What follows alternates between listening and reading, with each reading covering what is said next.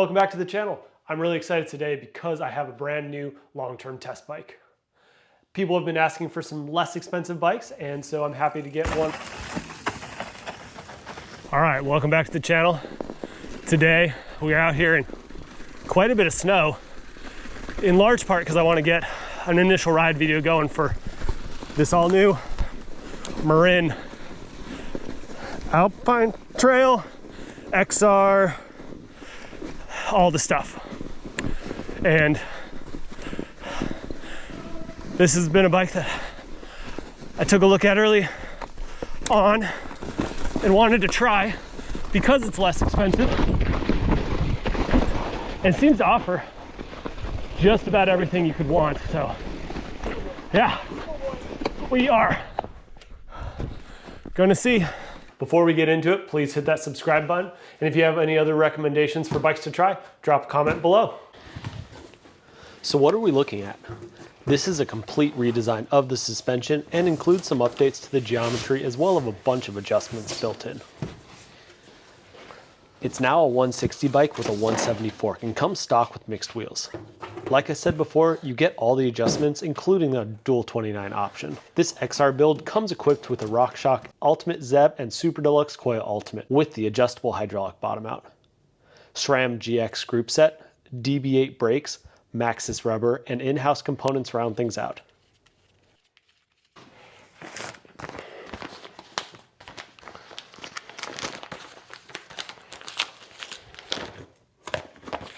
Looks like I have the piece to try the different headset angles. I've said it in a number of my videos, but I'd much rather see this good quality suspension as opposed to electronic shifting. Couple other small details. You have the stout one-piece rocker link, the bare box in-frame storage, sealed hose ports, and good frame protection, including the replaceable down tube guard. I would like to see something up higher for shuttling, and I know I've said it before, but a bike with this travel, you shouldn't need an adapter for a 200mm rotor. I'm not sure about the brakes, but I'm happy I'll be able to keep this thing, and I'll follow up later. Today's review is completely stock, but I have some wheels we'll throw at it, but first we'll see how this plays out. Back to the stock statement. I'll be trying out as many options as makes sense. Marin says there's 12 unique configurations, but that means today I'm riding it in the mixed wheels and 0-degree headset cups, low BB, and long chainstays. So what does that look like for Geo? We have a rather long reach at just over 484, a very slack 63-degree head angle, very steep 78.3-degree seat tube, nice and high stack of 646.6, longish chainstays at 442, interestingly not size specific, and a rather long wheelbase at 1289. Right off the bat, these numbers seem long, but we'll see on the trail.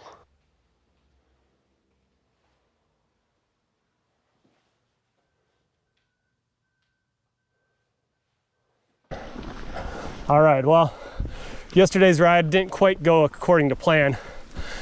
I have been able to do quite a few more climbs today on the new Marin, and yeah, I think I got a pretty good idea. I have this one for a long-term test, so I'll be updating things as needed, but first off, really solid body position for climbing. Weighting is good, not too upright. Switchbacks are not a problem. A little bit more work than some bikes, but not bad. I could see it being slightly more stretched, but I don't think it needs to be. Like I said, it did the switchbacks without trouble. So on the line of switchbacks, I would give it a solid 3, maybe even 4. With the body position, that's a 5. Efficiency, I'll have a better answer later on, but it's been very wet and snowy, so nothing feels that efficient. It definitely feels like it's moving a bit, so I'm going to give it a 4 there. And last, for traction, I'm going to give it a straight 5 there. These bikes should have all the traction, and this one certainly does. It doesn't seem like it's too bad of a trade-off, but kind of feels similar to like those the Yeti suspension. So yeah, that's how the all-new Marin Alpine Trail XR climbs.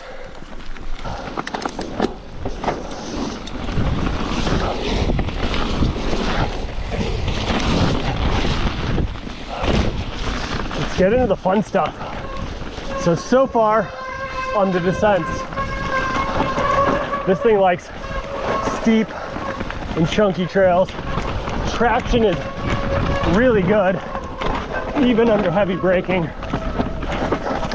That does get us to one possible complaint I have so far, is these brakes just feel like I'm squeezing super hard. So we'll see how it goes. Could be conditions, could be a lot of things.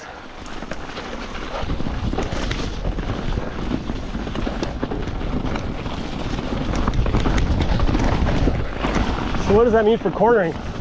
Well, similar to jumping, it's relatively lively. I am excited to check out what the high bottom bracket feels like.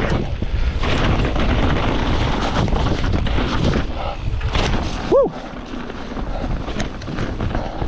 But overall, yeah, I'd give it a good score for both jumping and cornering.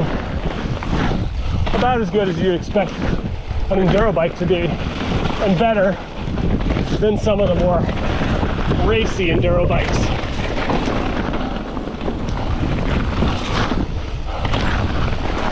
Sorry, this is a trail I've never ridden. So,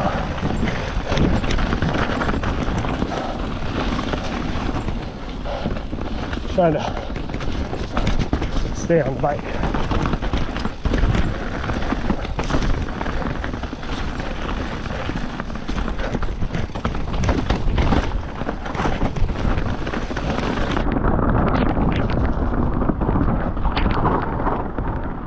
So how does it look in the Loam library?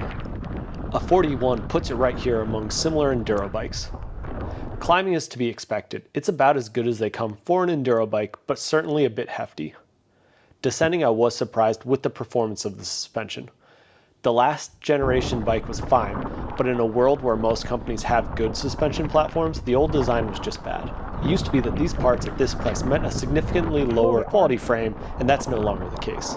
For that reason, I gave it a 4 for quality and a 4 for value. All of these numbers may change as I get more time on the bike, and I'm going to make a few upgrades and hopefully be able to tell you what's worth it. On that line of value, check out Jensen USA, because while this bike is a great MSRP, with the current state of the bike industry, there are some options like this Santa Cruz Nomad at nearly 50% off. It's a bit of a trade-off, carbon frame or better suspension. But specifically, this Nomad is one of my favorite bikes I've ridden in recent years. Sizing is getting a bit thin, so you're not going to want to wait. And to be honest, a lot of the parts on this CR build just aren't good. But the CS and GX Axis builds are pretty good. And then there's the Mega Towers and this Ibis HD6 if you're looking for a comparable enduro option. Final thoughts. When we get down to it, this doesn't ride like a budget bike. As compared to some direct-to-consumer options, the frame feels more thought out and progressive. There's no head tube routing or press fit bottom bracket here. Also, you get in-frame storage and usable adjustments. I do wish there was some reach adjustment, and a medium-large size would be nice. Not clipped in. Yeah. Whew. Nice, good job. Well, actually wasn't that bad. You missed the snow. I did. Jumping from a 460 to a 490 reach is pretty sizable, at least on paper. On the trail though, I'm really getting along with this bike. The brakes do already seem to be an issue, but we'll see. My hands and butt also don't love the saddle and grips, but that's an easy remedy. I'm excited to get this thing out on some more jumps and drop it off some of the usual features. So who's this bike for? Man, that's both a hard one and also kind of easy. On the easy side, again, this doesn't ride like a budget bike. And if you want good performance and an alloy frame, then this is the bike for you. It's a big bike that, at least for me, gives a ton of confidence. On the hard side, sizing, like I mentioned, may be hard. And direct-to-consumer bikes can make this appear to be less of a value. Let's take a look first at some alloy competition like the Commensal Meta SX. If we were going MSRP to MSRP, it actually wins out, and I think has a few bonus features that make the frame more desirable. Even when comparing the sale price, it's still pretty good, but if you spend a bit more than the $4,600, then I do like some of the Commensal builds. Compared to the Propane Tai, again, MSRP to MSRP, it's a bit of a toss-up, but they are currently running a sale, and then it can win out. And finally, YT. Alloy, it's the same case MSRP to MSRP, but I do really like the Öhlins suspension on the Core 3. However, I'm not sold on that SRAM S1000 transmission. If you're looking at sell price though, then the Core 4 is hard to beat. But again, like the others, the Marin frame has some more thought out features that I do prefer.